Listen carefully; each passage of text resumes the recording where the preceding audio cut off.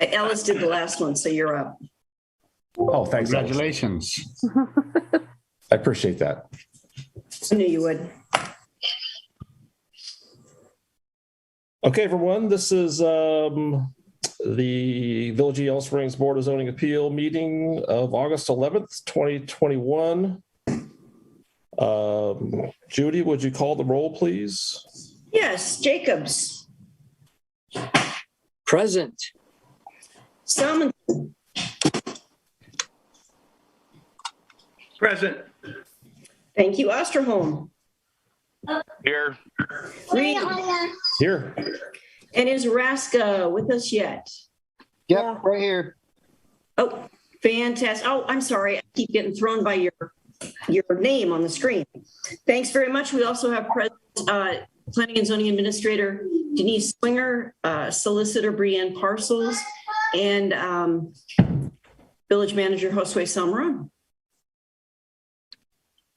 All right, thank you. We have an agenda that was distributed as part of our packet.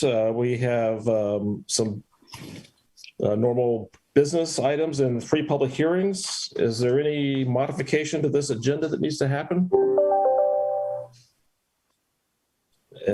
If not, we can press on. Judy, are there any communications other than what's already included in the packet? No, none that I've received. All right, thank you. Next item is review of the meeting minutes from June 30th, 2021. I was not at this meeting, so I could not share it. That's the first line. So that correction needs to be made. But Thanks, yes. Anyone else have any additions, subtractions, modifications? Nope. Is there a motion to approve these minutes as amended? Tony Salmonson makes motion to approve the minutes as amended. Second? I second to adopt the amended minutes. All right. All in favor? Oh, do we need to have a voice vote? We don't, do we? If you move to adopt, you can all vote on it and you can do a voice vote. Yes. Okay. That was a move to adopt. So all in favor? Aye. Opposed? And all abstained since I wasn't there? I'll abstain also. I wasn't there either. Okay, thanks. Next item on our agenda are the public hearings. And the first one is a variance request for 213 North Winter Street. Alex is here. Okay. So, Hi there. do you want me to go ahead and give my report? Yeah, so I was going to just talk to these guys briefly about what we do here. What we do is we'll have we'll hear from staff, have a little discussion with staff, then we'll open a public hearing, actually staff and you probably, Alex, and then open the public hearing for any comment. We'll close the public hearing, we'll continue our deliberations, and then we'll vote on the request. So that's kind of how this works. It's kind of a 3-part deal. So we'll start with Denise. If you want to give us your staff report, Denise. Sure. The first one is 213 North Winter Street, and that is a setback variance for what's required in the code for a driveway of 20 feet. There's quite a bit of right-of-way on Cliff Street, and the accessory dwelling unit, which is going to be over a garage that's going to be built on the property, they just need to have that 10-foot variance.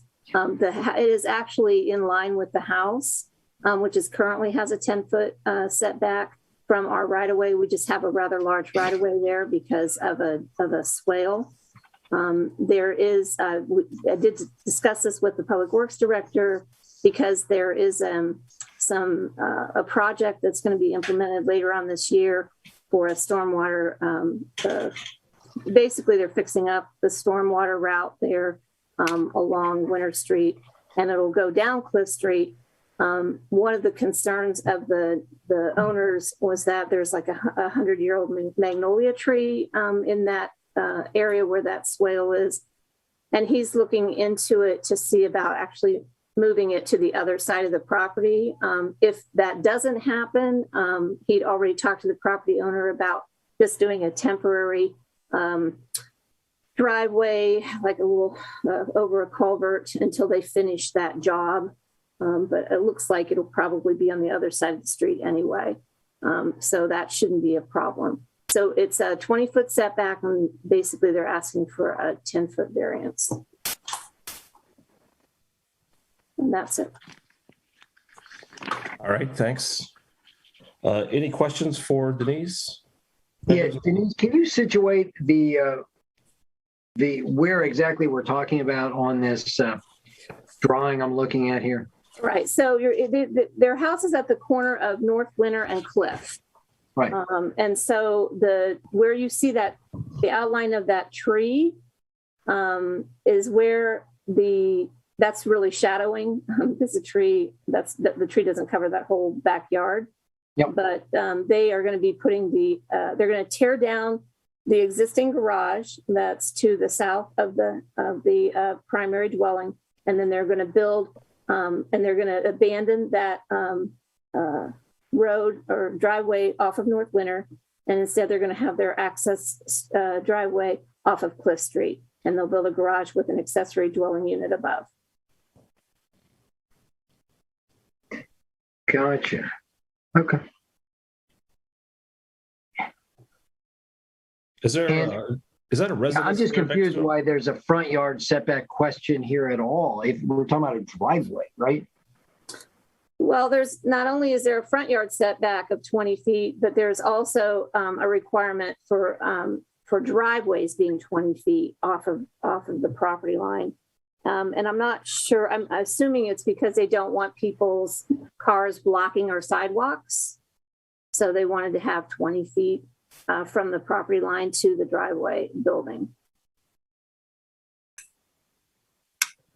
There's no. If there's going to be a sidewalk, it'll be on the north side of Correct. Cliff Street.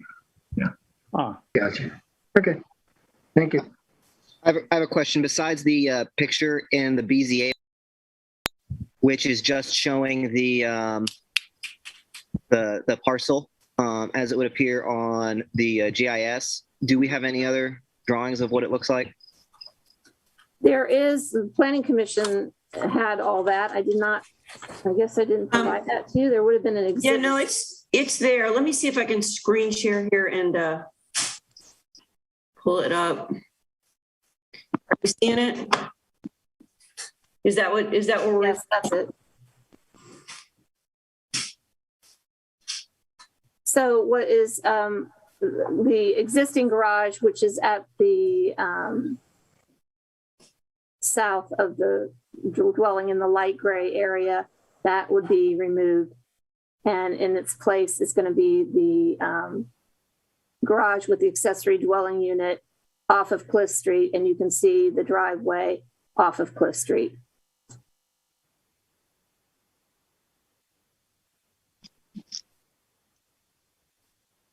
So that a building adjacent to the proposed new structure, is that a house or is that a garage? That's a garage. Okay. And those folks have been notified of this hearing, obviously. Sure. Yes. Yeah. Okay. Yeah. And actually their garage sits closer to the Yeah. property line than this will.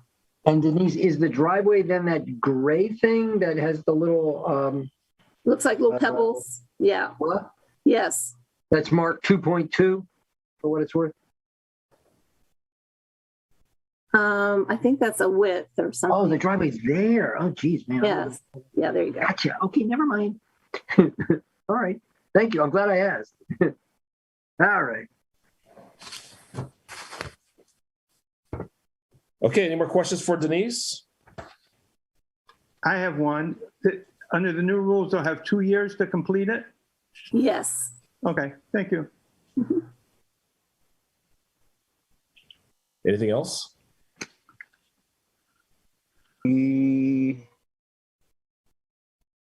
Motion to adopt the variance? Well, not yet. No. Not yet. And Denise, they meet all the side, from Yes, they meet the size, the height, the back? the side, and the rear, yes. Oh, okay. Thank you. Okay. And the rear is actually the property line we just pointed out with the neighbors with the garage on Cliff.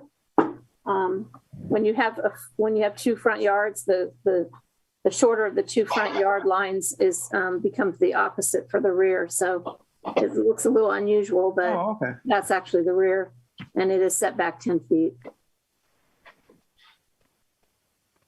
Okay, anything else for Denise? If not, we'll open the public hearing. And this is the point in the hearing where anyone who has any comments or questions about this request for variance can make their voices heard. Anyone? Okay. I'd just like to say a very similar zoning appeal was made, was it last meeting or the meeting before last? Last meeting. Just around the corner, yeah. This is a pretty common one apparently. And that they've all passed in my recollection. Any other comments on the hearing? If not, we'll close the public hearing. This is then the third part of this process where we finish our deliberations. Does anyone have any more questions for Denise? And if not, then, we kind of go through these 8 criteria to look at specific items as they pertain to the variance request. And I think Judy, in the past, you kind of read these off and we just kind of did a little voice vote. You want to do that again? I think that what works best, at least it worked fairly well the last time, is if everyone but the BZA members mic off, BZA members stay mic'd on, and then I'll read the question. And if any member wants to discuss that or has questions about it, just step right up. Otherwise, I'll wait a moment once I read the question, and then I'll just run through the roll call. Does that work for everyone? Yes. That sounds perfect. Okay, we will do it. Are you folks ready? All right, the first question is whether the property in question will yield a reasonable return or whether there can be any beneficial use of the property without the variance. Salmonson. Yes. Raska. Yes. Osterholm. Yes. Jacobs. Yes. Reed. Yes. All right, whether the variance is substantial. Osterholm. Yes. Salmonson. Yes. Raska. No. Reed. No. Jacobs. No. Whether the essential character of the neighborhood would be substantially altered or whether adjoining properties would suffer a substantial detriment as a result of the variance. Raska. No. Reed. No. Jacobs. No. Salmonson. No. Osterholm. No. Okay, whether the variance would adversely affect the delivery of governmental services such as water distribution, sanitary sewer collection, electric distribution, stormwater collection, or refuse collection. So Question. let me just, No, it's set up inside. I just want to confirm with Denise that we've checked with the departments and they're all good with this, right? Yes, Johnny Burns is fine with it. I heard you say that. Okay, I just want to make sure. Okay. All right, Reed. No. Salmonson. No. Osterholm. No. Raska. No. Jacobs. No. Okay, whether the property owner purchased the property with knowledge of the zoning restriction. Your favorite. Jacobs. Oh, was I called on there? You were called Oh, on. that is my favorite, and thank you so much for calling on me first on this one. I really- Absolutely. The answer is yes, because everybody is deemed to have full knowledge of all laws. Just ask Bree. All right, Salmonson, Yes. Osterholm, Yes. Raska, Yes. Reed. Yes. Right. Number 6, whether the property owner's predicament feasibly can be obviated through some method other than a variance. Salmonson, Yes. Osterholm, Yes. Reed, No. Raska, No. Jacobs. No. Okay. Number 7, whether the existing conditions from which a variance is being sought were self-created. Osterholm, Yes. Reed, Yes. Jacobs, Yes. Salmonson, Yes. Raska. No. Okay. And finally, whether the spirit and intent behind the zoning requirement are observed and substantial justice done by granting the variance. Salmonson, Yes. Oh, wait a minute, wait, take that back. With the spirit intent of the zone. Sounds like many. Yes, I stay with my original. okay. Jacobs, Yes. Hang on, I can't hear. Hold on a minute. Raska, Yeah, I know I got a nail fire. Let me put you on. Okay. Raska, Yes. They changed the meeting. sorry, Raska, Yes. Osterholm, Yes. Reed. Yes. Sorry. All right. So then we're ready for a motion. Yes. So yeah, so after considering those 8 items, is there any other questions for Denise? Any further discussion? And if not, is there a motion to accept or deny this request for variance? Motion to accept the variance. No one else have any objections? I'll second that. Do we accept or approve? You do need to approve. Okay, to approve. Thank you. And I'm sorry, Scott, I was the second. So Yes. 2, Osterholm, and here comes the roll call. Jacobs, Yes. Salmonson, Yes. Osterholm, Yes. Reed, Yes. Raska. Yes. Thank you. Congratulations on your new driveway. Thank you all very much. Thank you.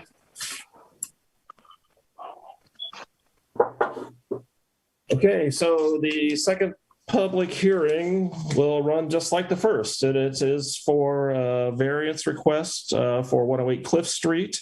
This meeting is being recorded. Denise, would you like to give your report? Yeah, so I'm sure everyone has probably already read in the newspaper that the Herb Lumber Company was purchased by Massey Development Corporation, Patrick Lake and Brian Drew, who have ties to Yellow Springs. They are creating an open market eatery. And one of the interesting things from a staff perspective about this is, it is located right along the Little Miami Scenic Trail. Johnny Burns went out to the site and talked to them, and they discussed the idea of having an outdoor patio, which they'd like to incorporate on the east side, and also, I believe, and he is here today, a little bit along the west side, there'll be some area for seating. Johnny Burns had suggested if they wanted to bring that patio to the like a zero lot line, like what we have in B1, which is very close by there, that if they would do improvements to that right-of-way area, then he would be okay with them having steps leading up to the building, and as well as they were going to put in some benches for bikers and walkers, as well as bike racks. We see this, the village sees this as a very interesting project on many levels, but one of the things that's interesting about this is that this building will have public restrooms. So that will be another nice feature for Yellow Springs. So that is basically we're asking for a 0 lot line variance, the applicant is. And I'm just saying that the staff is supportive of it because of what kind of an improvement this is going to be to that, not only that property, but that area. And Patrick Lake is here, so we were able to get that message to him. Yeah, Patrick, Thank you want for to that add nice anything? summary. As per usual, Denise did a fantastic job summarizing the issue at hand. So I'll offer myself up for any questions that you might have about the project. Yeah, so any questions for Denise or Patrick? Yes, when I watched the Planning Commission on TV, what was it, about 3 or 4 nights ago, there was a big thing about traffic and parking. Which doesn't apply to this, but that's being worked out? Yeah, so, the point that I wish I would have made at the Planning Commission meeting, the justification for this project is in the existence of this market gap where the visitors that have already been coming to Yellow Springs year in and year out come to town, they park their cars where they've been parking them, and then they leave town with money still in their pocket and they go and interact with brands like KFC, Taco Bell, McDonald's, and Walmart.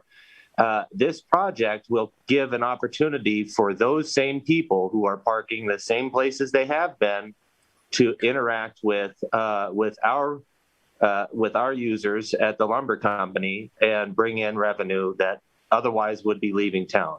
So we're not bringing in additional cars that we need to worry about creating some parking nightmare or traffic or logistical nightmare. This is going to be based off of the existing traffic that is coming to town. I just have one more quick question, more for my own knowledge. Will you be able to park at the brewery and walk to this building? Yes, sir. Yes. In fact, Allison Moody and myself are in our Massey's Creek Ventures are in discussions about a reciprocal easement agreement wherein visitors for the brewery can park in our space and walk over and vice versa. Okay, good. Sounds good. That's all I have on questions. Okay. Thank you so much, Tony. I've got a question. I'm sir. looking at your 3D visualization here, and I see on the right that you can transition directly from the bike path to the eatery. Will you be demolishing that fence between the bike path and Yes. what's there? Okay. Yes. Yeah, the fence is going to come out, and we're going to put a pedestrian pathway in between the two properties, and then Allison and Massey's Creek Ventures is going to collaborate on bringing in an ADA accessible ramp and accompanying stairs up from the bike path in between our two properties. I have a second question, and I'm noticing also on your little 3D thing that there's like a few cars parked there. Will you just be using the existing parking then? Like there's like a garage, and then there's like a little more space. Sure. There will be some spaces that will go kind of where cars have been parking off of Cliff Street, but we're going to create this lane that will connect to Millworks, and there will be some created parking in that lane also. I guess I have a third question. It's kind of last minute. Do you already have vendors? Do you already have food vendors set up? Yeah, we're about 85% committed on the space, and ever since the Planning Commission meeting and the subsequent article in the Yellow Springs News, we have gotten, we're pleased to have been overwhelmed with additional business concepts. So we're working on trying to get as many of these great concepts as we can into the space. No more questions. All right. Thank you. Patrick, I had one. I was looking at the your massing model displays that you included. Yeah. Is the building you're going to demo? That's the dry storage is there now that undercover the old. Okay, yeah, that where the most notable thing under there is the Chateau Lamar. The storage that houses the where the Chateau Lamar is parked. That's where we will demolish that structure. The little standalone garage that's just south of that and right on Cliff Street, those will be demolished, and that will be the rough path for the lane that'll connect over to Millworks. Okay. Cool. Okay. Any more questions for Patrick or Denise? Yeah, Denise, it seems like the folks that might have a beef here are the folks across Cliff Street from this. Have they received notice? Yes. This, I assume, and have any of them sent letters for or against? They did for the planning commission meeting. Okay. And they voiced their concerns and and actually Patrick had reached out to them and met with some of them. They were mostly concerned about noise. And I believe Patrick is addressing that with a sound wall on one portion of it. But again, it's just in my planning commission report, which I could have added to this as an exhibit, but planning commission already dealt with it. We're talking about human conversations, the decibel of that. And his hours of operation, I believe, are like till 10 o'clock during the weekday and midnight on weekends. Yeah, I mean, really, this hearing is focused on the zero lot line Correct. only. Yeah, but let me just add for the record, because the question was asked, there was a letter that voiced concern but ultimate support. All of the other neighbors that are immediately across the street from the project showed up to the planning commission meeting and expressed their support. Every that are right across the street, as they should.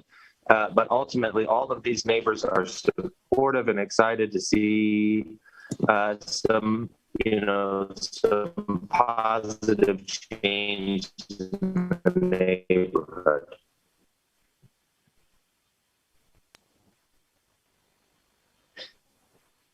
Did we lose Patrick? I'm still here. Can you hear me? Yeah. It just slowed down the. Okay, great.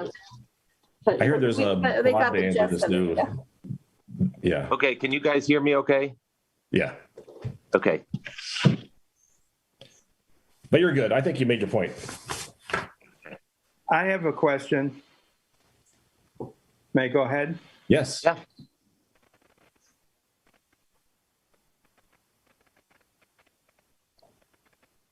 We have a village-wide wireless problem. I have a interstitial question until Mr. Salmonson comes back.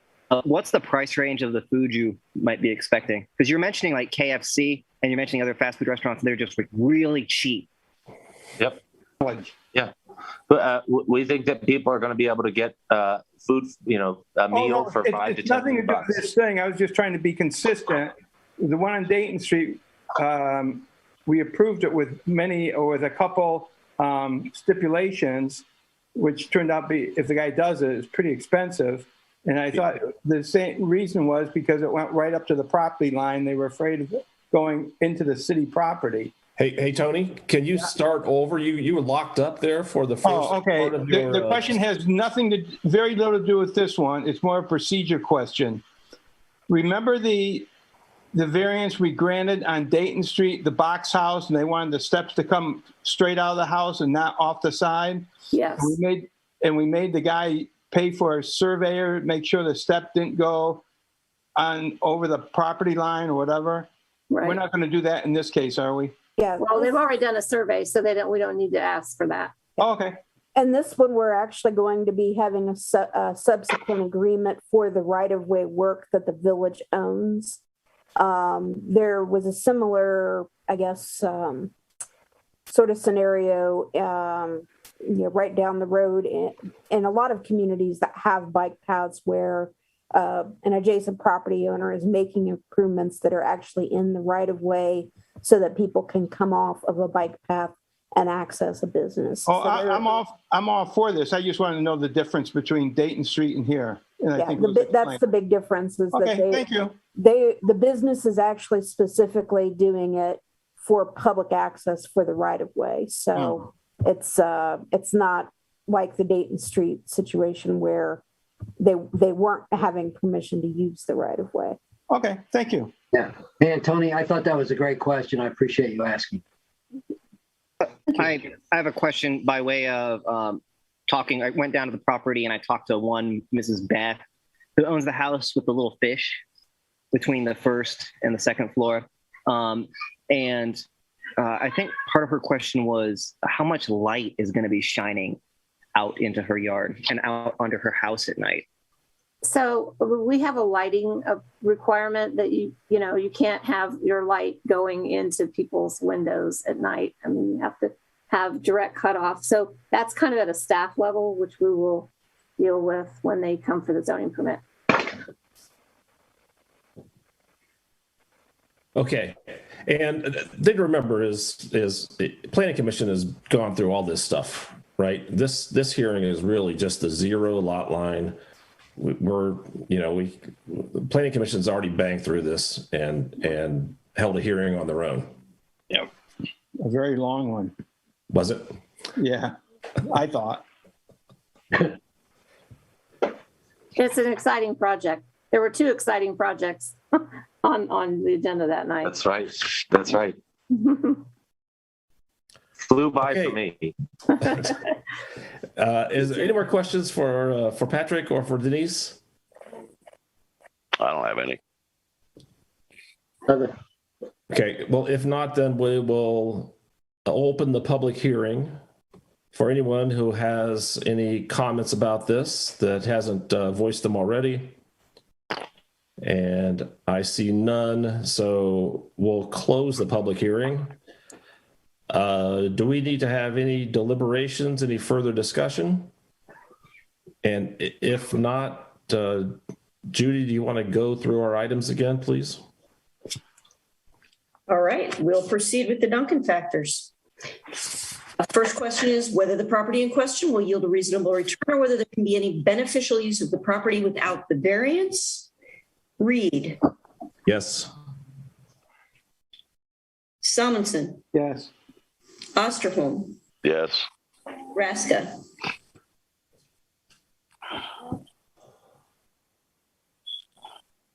You're muted.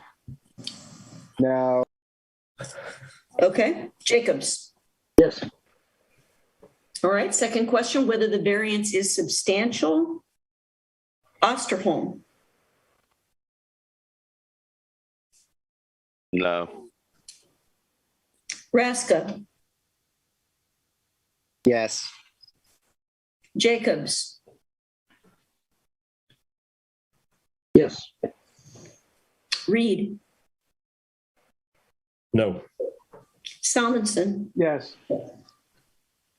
3, whether the essential character of the neighborhood would be substantially altered or whether adjoining properties would suffer a substantial detriment as a result of the variance. Raska. Yes. Jacobs. Yep. Osterholm. Could you repeat that, Judy? Yeah, it's whether the variance would adversely, Substantially altered. whether the essential character of the neighborhood would be substantially altered or whether adjoining properties would suffer a substantial detriment as a result of the variance. Okay, so it can either be positive or negative. It could be either one. Yes, then. Salmonson, Yes. Reed. No.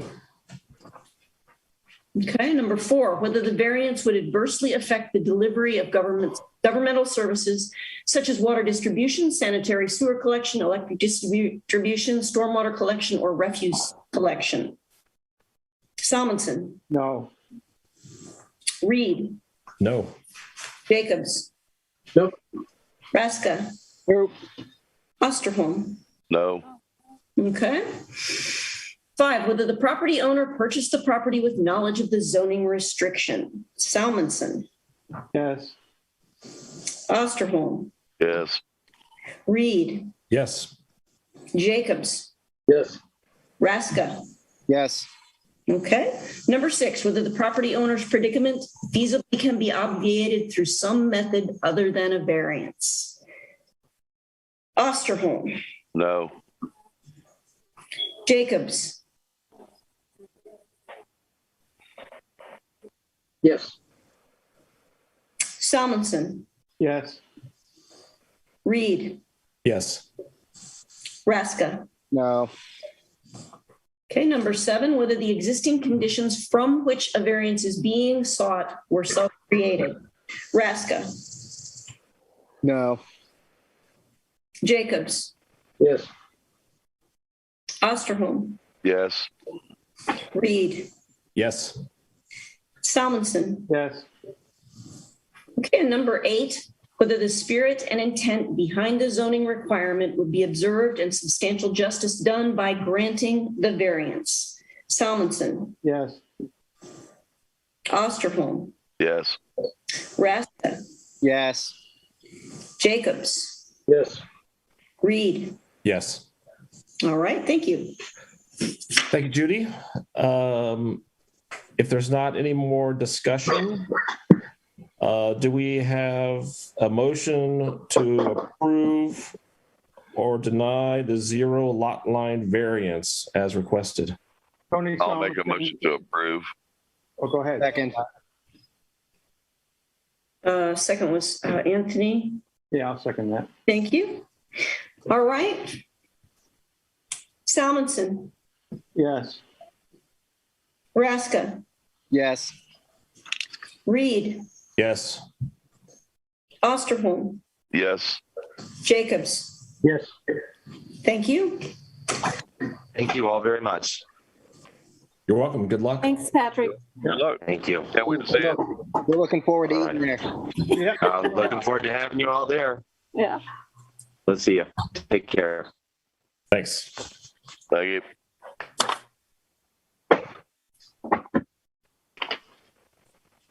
Okay, so our last public hearing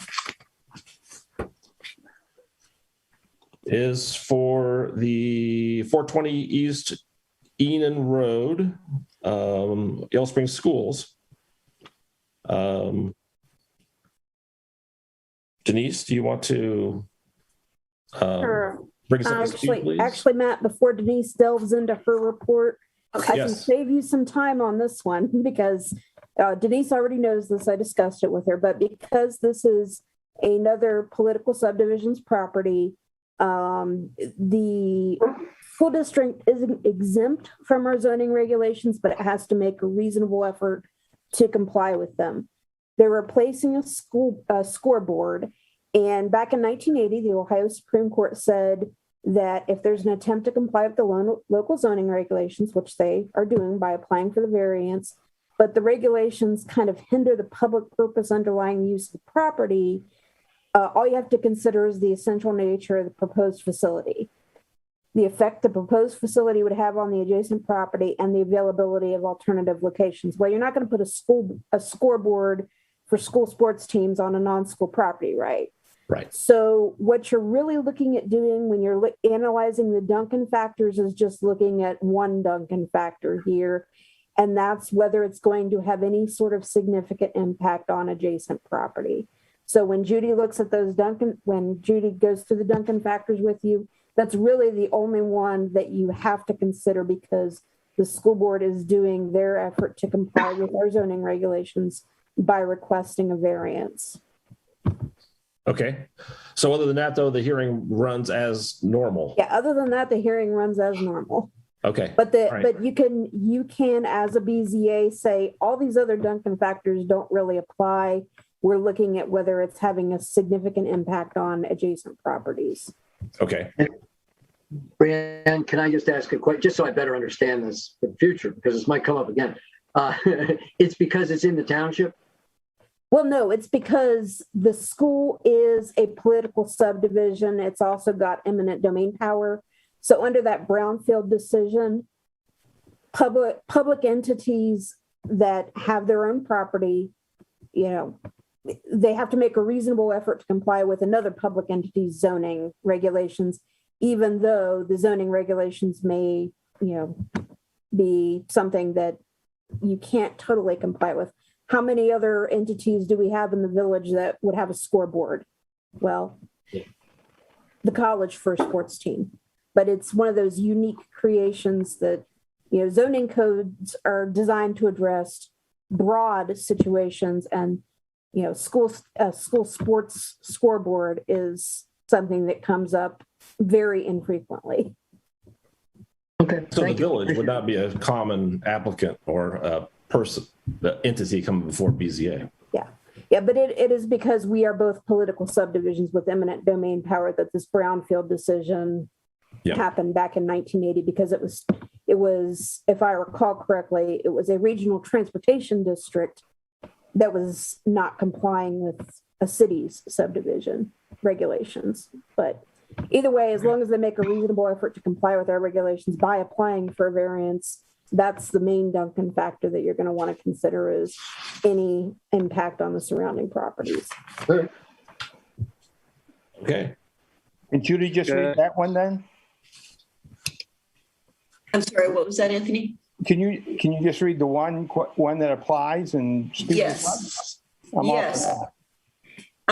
This is whether the essential character of the neighborhood would be substantially altered, or whether adjoining properties would suffer a substantial detriment as a result of the variance. So it's just the third one. My suggestion might be that once you've listened to all parties and you're back to discuss the Duncan factors, that you as a body vote your approval or disapproval of considering that one factor based on the solicitor's advice, so that we've got that on the record, and then we proceed at that point. Right. Sounds good. All right, Denise, do you want to? Okay, well, this is a simple one.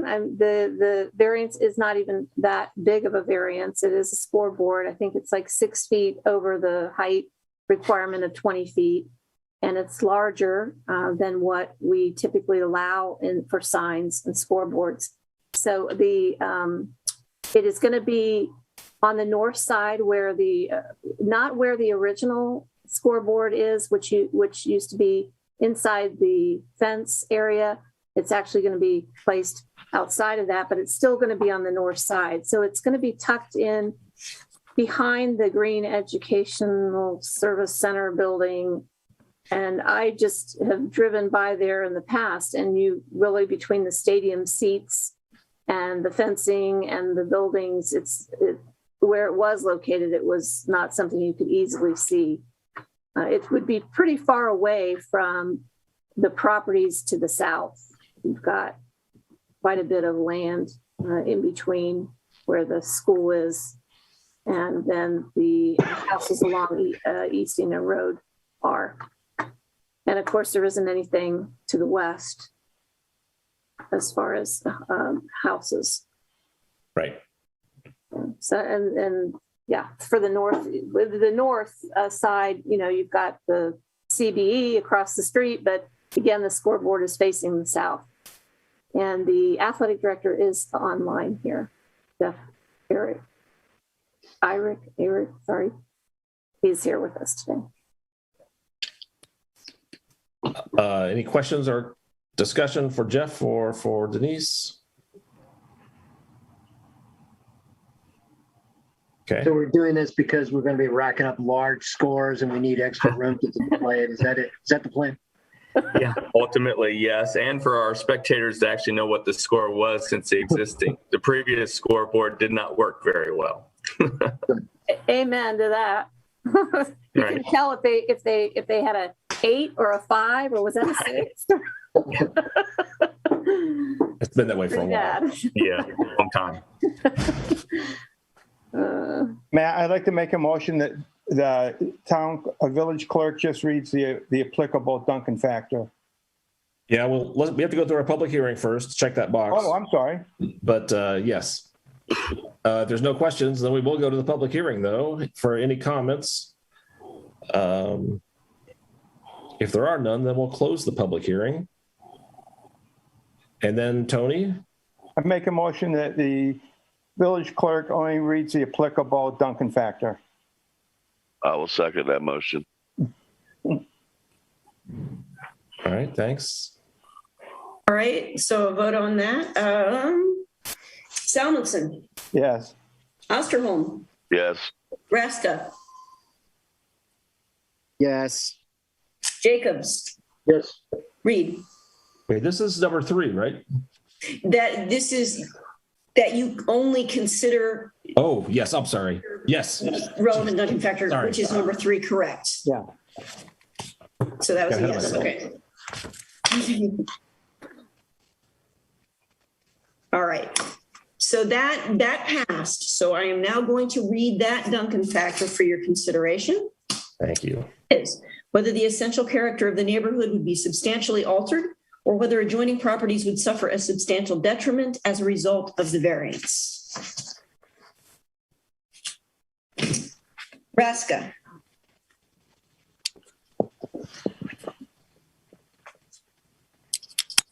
You're muted. No, it would not suffer a substantial detriment. thank you. Reed, No.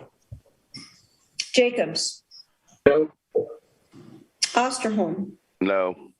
Salmonson. No. All right. We're ready for a motion. Any further discussion? If not, someone want to make a motion to Motion to approve.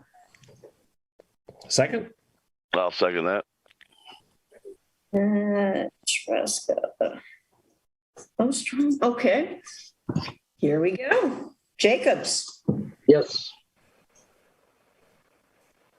Osterholm, Yes. Raska, Yes. Salmonson, Yes. Reed. Yes. Thank you. Okay, Jeff, it passed. Well, thank you all. I truly appreciate it and hope to see you all out there one day when we get it up here in the next month or so. Good. All right. Yeah, thank you. Good luck. Thank you. Last item on our agenda is agenda planning. Denise, is there anything that we need to be thinking about? We're going to have a BZA hearing. I just haven't had the request come in yet. There'll be one tied to the 314 Dayton Street radio station. Okay. All right. If there's nothing else, we have a motion to adjourn. Oh, this is my favorite part. Oh, yes. Someone, I will second that motion. All in favor? Aye. Aye. Opposed? It's unanimous. Thank you, everybody. Thank Thank you, you. Denise. Thank you. nice job, Matt. Thank you, Brianne. Aye. Thanks, Judy. Nice job, Matt. Everybody. See you, everybody. Good night, everyone. Good Good night. Judy. Bye.